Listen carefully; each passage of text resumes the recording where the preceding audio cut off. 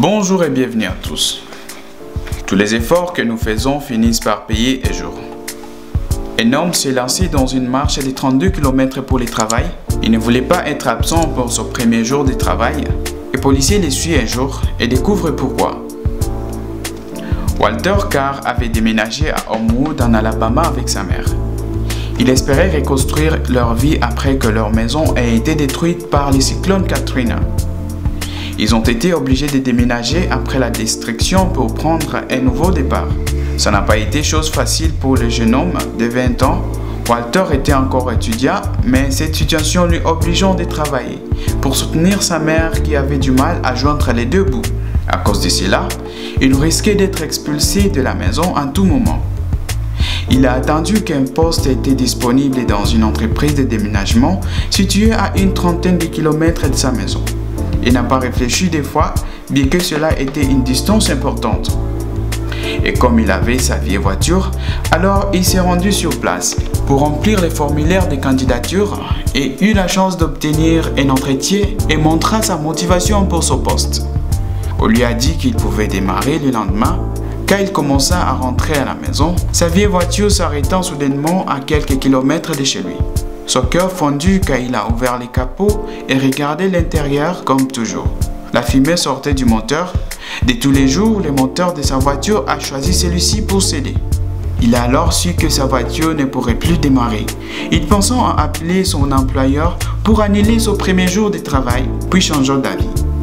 Il était jeune et à forme, même si 32 km était une distance longue, Walter était déterminé à y aller.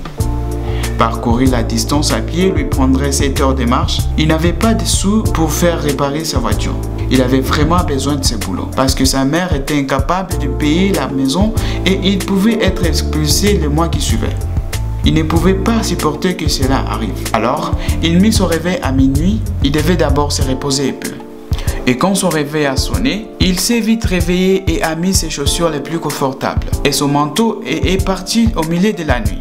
Il commença à marcher à vive allure, mais après avoir parcouru une bonne distance, ses jambes tremblaient de fatigue, de la sueur coulait de son visage et ses pieds brûlaient.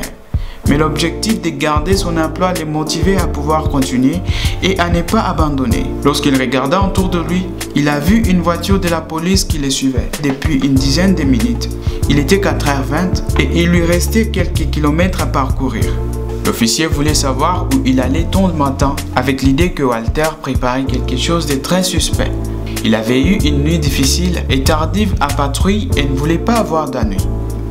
Walter essaya de répondre directement sans s'arrêter.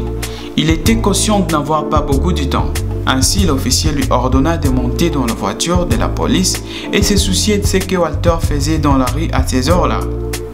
Lorsque Walter reprit son souffle, il s'est mis à raconter son histoire à l'officier qui a été stupéfié après avoir entendu cette histoire, car il n'avait jamais rencontré une telle personne dans toute sa carrière.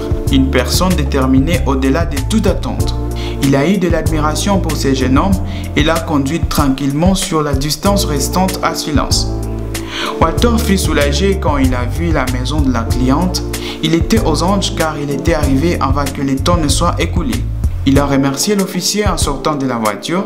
Ce dernier l'escorta jusqu'à la porte de la cliente et la raconta le dur voyage qu'avait fait Walter.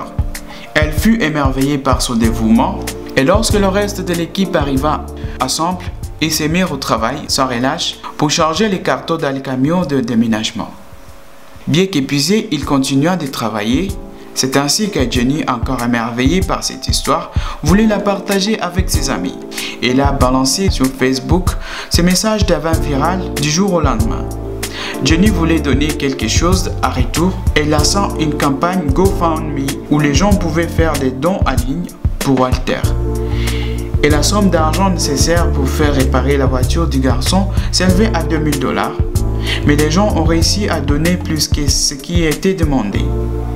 Mais peu de temps après, l'employeur de Walter est tombé sur cette histoire sur Facebook. Cela attira son attention. Il a été touché. Il avait besoin d'une telle personne dans l'entreprise. Il prit sa voiture, la Ford Escape 2014, et la conduisit de Pelham jusqu'à Homewood. Quand il a vu Walter, il lui a remis la clé de voiture. Walter était stupéfait et n'en croyait pas ses yeux. Son employeur venait de lui offrir sa propre voiture familiale. Il s'est mis à pleurer parce qu'il n'avait jamais reçu un tel acte de générosité de son vivant. Son histoire a touché de nombreux cœurs et inspiré toute une communauté qui l'avait acclamé pour son comportement exemplaire. Il a montré que abandonner n'est pas toujours une option. Nous devons toujours garder en tête que rien n'est facile. Les difficultés sont aussi formatrices que les opportunités. Les obstacles peuvent toujours être surmontés. N'ayons donc pas peur d'essayer, de recommencer quand c'est nécessaire.